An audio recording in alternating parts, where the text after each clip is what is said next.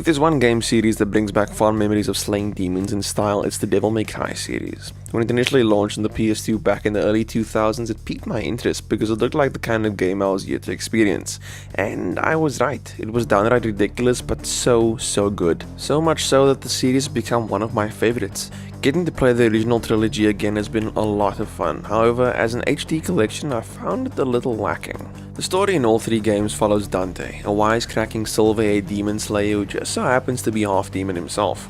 As is mentioned throughout the series, he is the son of the legendary Dark Knight Sparda, a demon who betrayed his own kind to save humanity.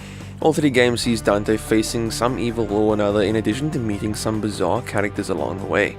These characters work well with the sometimes crazy twists in the story and often ridiculous but cool moments that occur throughout.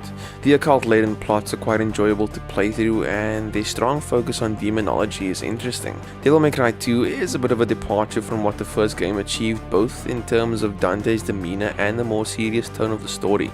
He's still quite the pro where demon slaying is concerned, but the experience is definitely the weakest offering in the series.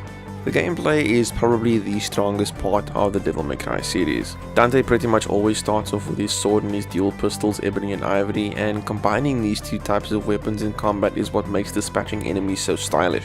Depending on the combos and maneuvers you pull off and how long you can avoid taking damage, your style meter will rise up. As you progress through each game, Dante will add more weapons to his arsenal and almost every single one can be upgraded using red orbs, which also creates more opportunities for style. It's best to mix it up now and then to get the most out of the combat. Thankfully, even after all these years, after their respective initial releases, the combat is still as entertaining and challenging as ever. One thing that was a little strange, but not completely uncommon, was the fact that you are not able to switch between the three games while running the collection. The collection has to be closed completely in order to switch to another title. As mentioned before, this isn't the most uncommon thing when it comes to remastered collections, but at the same time it's somewhat irksome.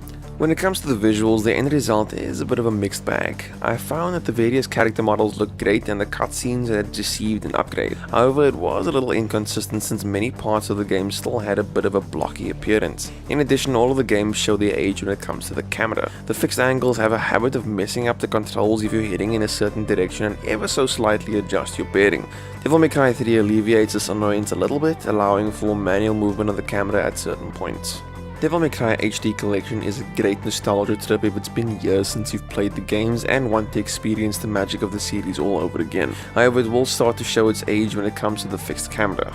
This is problematic for newcomers though, as this may be an annoyance for some while others will see it as a downright chore. The combat characters and sometimes ridiculous plot twists make it worth a playthrough if you've never had the chance to play the original trilogy though. If you enjoyed this review, please hit that like button, and if you are new to the channel, hit that subscribe button. And if you got your hands on Devil May Cry HD Collection, let me know what you thought of the game in the comment section down below. I'd love to hear your thoughts and opinions. Thanks so much for watching. See you next time.